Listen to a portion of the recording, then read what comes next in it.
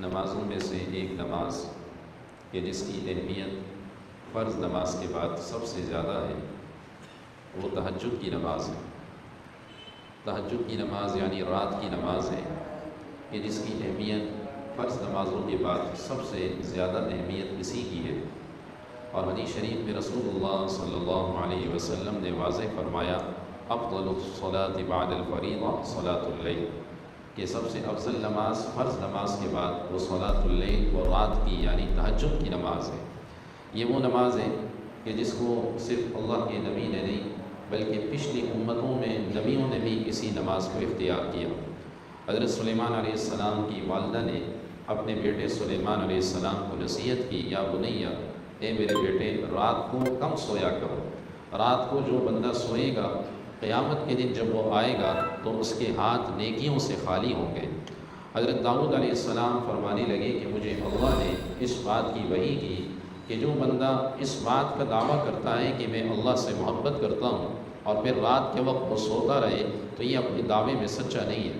اس لیے کہ عاشق ایسے وقت کا انتظار کرتے ہیں اور وہ چاہتے ہیں کہ کوئی ایسا وقت ملے جس میں خلوت ہو، تنہائی ہو اور ہم کلامی ہو، اور رات کا وقت خلوت تنہائی کے لیے سب سے بہترین وقت ہوتا ہے۔ تو اگر کوئی اللہ سے محبت کا دعویٰ کرتا ہے اور اس کے بعد پھر سوتا رہے تو کہا یہ اپنے دعوے میں سچا نہیں ہے، یہ اپنے دعوے میں جھوٹا ہے۔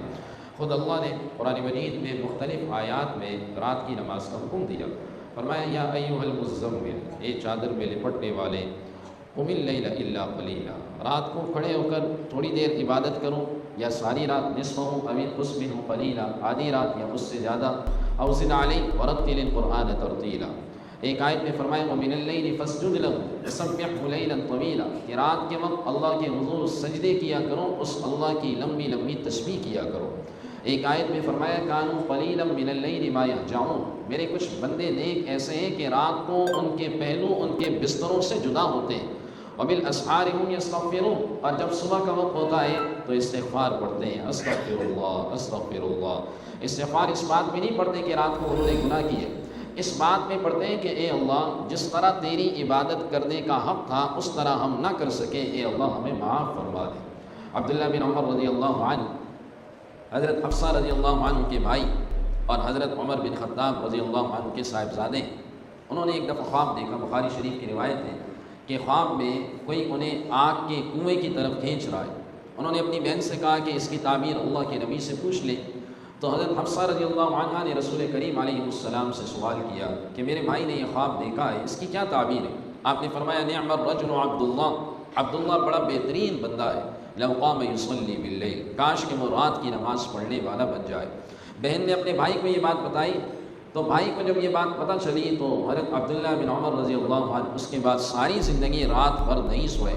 ان کے غلام حضرت نافع رضی اللہ عنہ کہتے ہیں کہ رات کو اکثر اپنے قریب پانی رکھتے اور اس پانی میں جس وقت اونگ آنے لگتی تو اپنی انگلیاں تر کرتے، اپنی آنکھوں پہ ملتے اور مجھ سے پوچھتے کہ میں صبح ہو گئی، تو میں کہتا نہیں ہوئی، تو کہا پھر دوبارہ کھڑے ہو جاتے۔ اس کے بعد کہا کہ پھر پوچھتے کافی دیر بعد، تو میں کہتا صبح ہونے والی ہے یا ہو چکی ہے، پھر کہتے ہیں استغفر اللہ استغفر اللہ۔ کہا میں نے عبداللہ بن عمر رضی اللہ عنہ کو جب سے حضور کریم علیہ السلام نے یہ جملہ کہا ساری زندگی پھر رات بھر سوتے ہوئے نہیں دیکھا۔ حضرت عمر رضی اللہ عنہ کے بارے میں آتا ہے کہ ان کی نیند کیسی تھی جب امیر المومنین بنے، جیسے ہمارے یہاں ہوتا ہے نا کہ اونگ والی نیند ہوتی ہے، ان کی ایسی نیند تھی۔ کہتے تھے رات کو اگر سوتا ہوں تو اپنے آپ کو کھوتا ہوں، اور اگر دن میں سوتا ہوں تو رعایا کو کھوتا ہوں، کہ دن میں رعایا کی ذمہ داری اللہ نے میرے کندھوں پہ ڈالی، اور رات کو سوتا ہوں تو اپنی ذات کو کھوتا ہوں۔ تو ان کی نیند ایسی ہوا کرتی تھی، کہیں بیٹے بیٹے جو ہے تھوڑی سی اونگ آ گئی، اور ساری رات وہ اللہ کے حضور یہ حضرات کھڑے رہا کرتے تھے اور اللہ کے آگے جو ہے وہ رویا کرتے تھے۔ رسول اللہ صلی اللہ علیہ وسلم نے یہ بھی فرمایا اشراف امتی حملۃ القرآن اصحاب اللیل، میری امت کا معزز طبقہ کون سا ہے اگر دیکھنا ہے تو کہا حملۃ القرآن، یہ قرآن والا ہے، یہ قرآن پڑھنے والے پڑھانے والے، وہ اصحاب اللیل، اور رات کی نماز پڑھنے والا، یہ میری امت کا سب سے بڑا معزز طبقہ ہے۔ عربوں کے اندر آج بھی جو حرمین جاتے ہیں انہوں نے دیکھا ہوگا کہ تہجد کے لیے اذان ہوتی ہے، تہجد کے لیے بڑا اہتمام کرتے ہیں، اور اہتمام کے ساتھ ان کے لوگ جو ہے وہ مسجد میں تہجد کے وقت میں آتے ہیں، اور ان کے یہاں یہ ایک عام سی ایک عادت ہے، چاہے وہ رات کو جتنی بھی دیر سے سوئیں لیکن تہجد کو کبھی نہیں چھوڑتے۔ تہجد کی پابندی ان کے یہاں بڑی ضروری ہوتی ہے، اسی لیے جو ہے وہ سورہ الف لام میم سجدہ میں اللہ نے یہ بھی ذکر کیا تتجافا جنوبهم عن المضاجع يدعون ربهم خوفا وطمعا کہ کچھ نیک بندے ایسے ہیں کہ اپنے بستر کے ساتھ جفا کرتے ہیں رات کو، اور رات کے وقت اپنے ان گرم بستروں سے اٹھ جاتے ہیں اور یدعون ربهم خوفا وطمعا اپنے رب کو پکارتے ہیں، جنت کے طمع میں اور جہنم کے خوف میں اپنے رب کو پکارتے ہیں۔ رات کی نماز پڑھنے سے انسان کو جسمانی فائدے بھی ہوتے ہیں، اس کے جسم سے بیماریاں دور ہوتی ہیں، اخروی فائدے تو ہیں۔ رات کی نماز پڑھنے سے انسان کے چہرے پر نورانیت بھی آتی ہے۔ رات کی تہجد کی نماز پڑھنے سے اس کی زندگی کے اندر گناہوں کا بوجھ بھی ختم ہو جاتا ہے۔ حسن بصری رحمہ اللہ سے کسی نے سوال کیا کہ حضرت رات کے وقت آنکھ نہیں کھلتی، کوئی ایسا عمل بتائیں۔ بڑی خوبصورت بات کی، کہا دن میں اپنے آپ کو گناہوں سے دور کر لو، اللہ رات کے مصلے میں تمہیں کھڑا کر دے گا۔ اگر دن میں گناہوں کا بوجھ تمہارے کندھے پر ہوگا تو اللہ رات کا مصلہ کبھی تمہیں نہیں دے گا۔ حضرت مولانا شیخ الہند مولانا حسین احمد مدنی رحمہ اللہ کے بارے میں آتا ہے کہ وہ رات کے وقت جب وہ عبادت کرتے تھے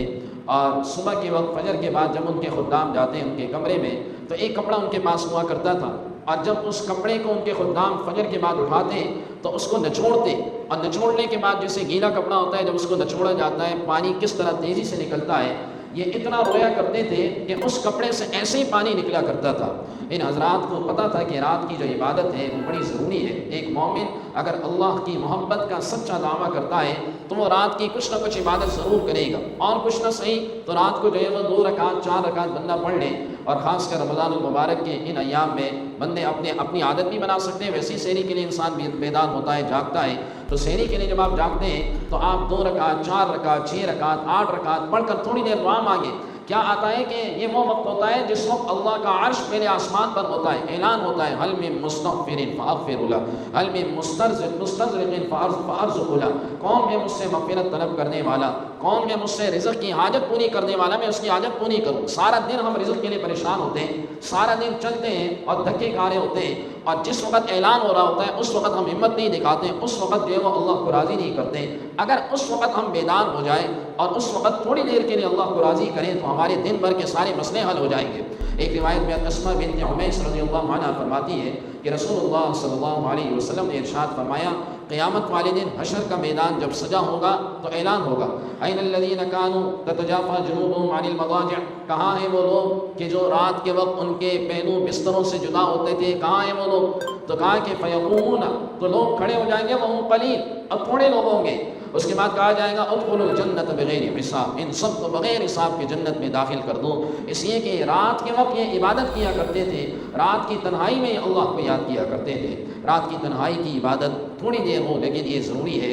اللہ کے نبی صلی اللہ علیہ وسلم کے بارے میں کیا آتا ہے، آپ اتنا کھڑے ہوتے تھے کہ آپ کے پاؤں مبارک میں ورم آ جایا کرتے تھے، یعنی اتنی آپ عبادت کرتے تھے۔ اور ایک زمانہ ایسا تھا کہ مدینہ منورہ کی گلیوں میں جب کوئی گزرا کرتا تھا تو گھروں سے قرآن کی آوازیں رات کو آ رہی ہوتی تھی۔ ایک صحابی کا ذکر آتا ہے کہ وہ اپنے استبل میں رات کی عبادت کر رہے تھے اور ان کے استبل میں گھوڑے موجود گھوڑے ہوتے ہیں استبل میں، تو ایک چھوٹا بیٹا ان کا وہیں قریب میں لیٹا ہوا تھا۔ انہوں نے دیکھا آسمان سے بڑی خوبصورت روشنیاں اتر رہی ہیں اور ایک گھوڑا بدکنے لگا، اور انہوں نے اپنی نماز جلدی ختم کی کہ میرے بچے کو نقصان نہ پہنچائے۔ رسول اللہ صلی اللہ علیہ وسلم کی خدمت میں حاضر ہوئے، آپ سے سوال کیا کہ میں نے آسمان سے ایسی روشنیاں دیکھی۔ اللہ کے نبی صلی اللہ علیہ وسلم نے ارشاد فرمایا اگر تم اپنی نماز جاری رکھتے اور اسی طرح پڑھتے رہتے رات کی نماز تو آج مدینہ کے لوگ فرشتوں کو آسمان سے اترتا ہوا دیکھ لیتے۔ یعنی یہ ایسی عبادت کرتے تھے کہ فرشتے آسمان سے اترا کرتے تھے۔ تو میں اور آپ اگر ہمت کریں، رمضان کی ان بابرکت راتوں کو قیمتی بنائیں، ایک عادت بنائیں، انشاءاللہ پھر سارا سال مجدد الفسانی رحمہ اللہ فرماتے تھے جس نے رمضان میں کسی عمل کی عادت بنا لی اللہ اس مہینے کی برکت سے سارا سال جو ہے وہ اس کی اس عادت کو جاری کرے گا۔ اللہ کریم ہم سب کو عمل کی توفیق عطا فرمائے، آمین۔